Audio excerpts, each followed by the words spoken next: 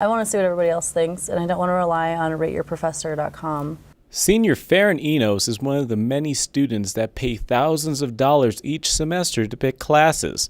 But like many, she wants to make sure she picks the right professor. I don't want an easy teacher. I want a teacher that I'm going to actually learn from. A few ways students are picking their classes is either by word of mouth or social media. But there's one option that may trump those choices: professor evaluation forms. A huge part of a product in higher education is who's teaching the course, who you're going to learn from.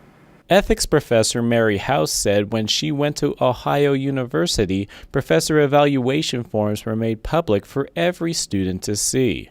Where I went to school, they published a booklet once a year on student evaluations, and you could look, a consumer buying guide, if you will, before you signed up for a class.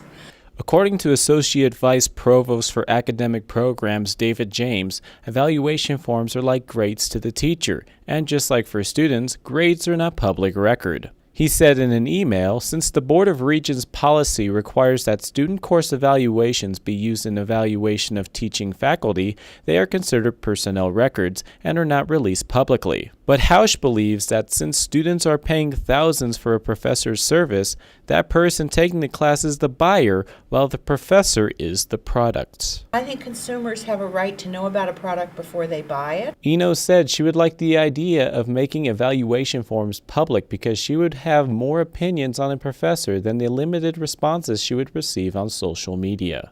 This is not something public that I get to go to for free. So I would like to see what other people think of this professor, because if there's a collective response of this professor isn't doing what he or she is supposed to, then something needs to change. For Studio G, I'm Carl Winder.